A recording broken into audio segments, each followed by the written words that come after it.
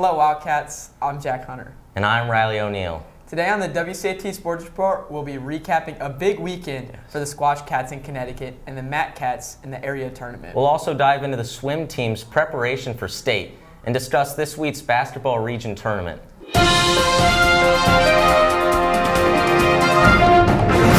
Squash Cats traveled up north to Connecticut for the U.S. High School National Championships.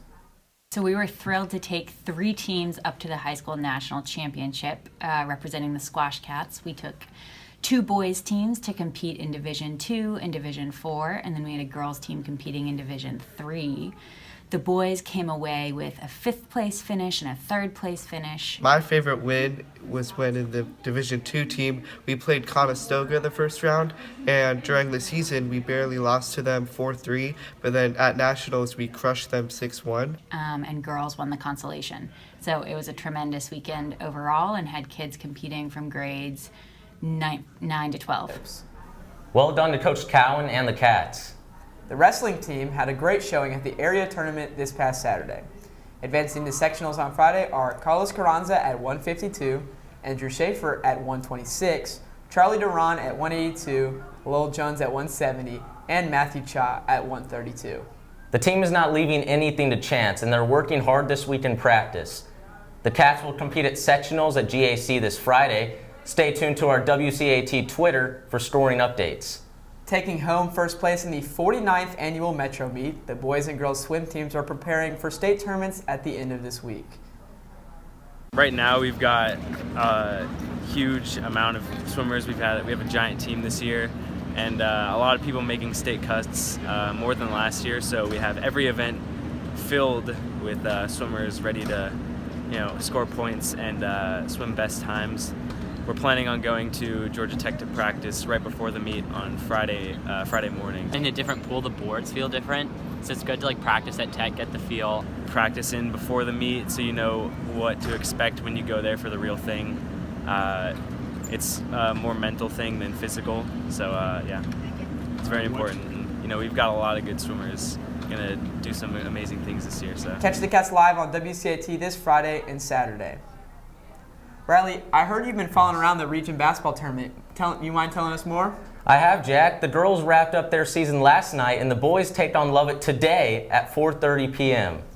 The game between Westminster and Lovett will be an instant classic. Not only have they been evenly matched all season, but there's a rivalry there dating back decades upon decades upon decades.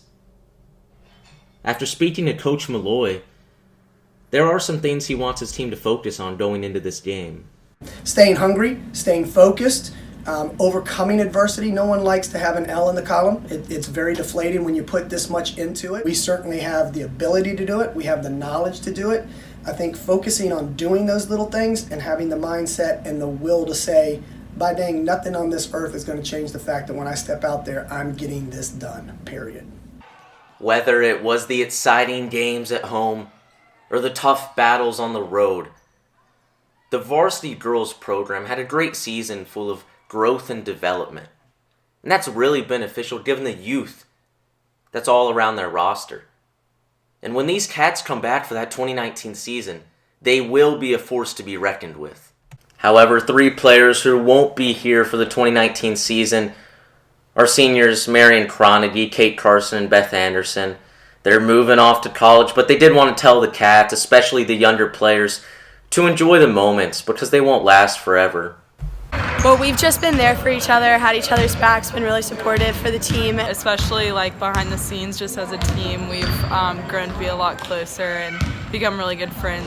Take advantage of every opportunity you have and don't take anything for granted because it's a long season, but time really flies when you're having a good time with all your teammates. So really just enjoying every moment you have. WCAT will cover the boys' game live at 4:30. Good luck, Cats.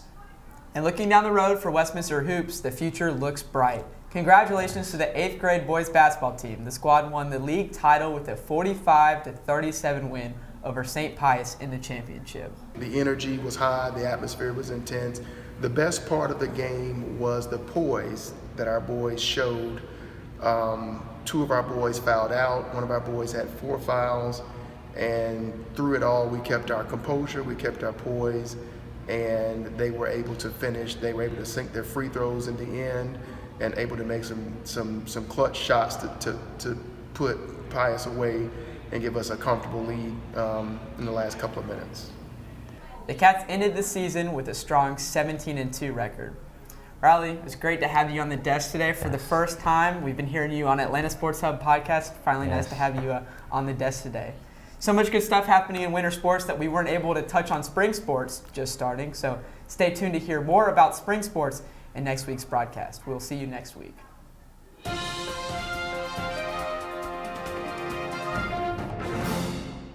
We sent 2 boys teams to the 2019 Squash Nationals. One was in Division 2 and the other was in Division 4. My favorite win was when in the Division 2 team, we played Conestoga the first round, and during the season, we barely lost to them 4-3, but then at Nationals, we crushed them 6-1. And the Div 4 boys did really well. They ended 3rd in their division, and we ended 7th.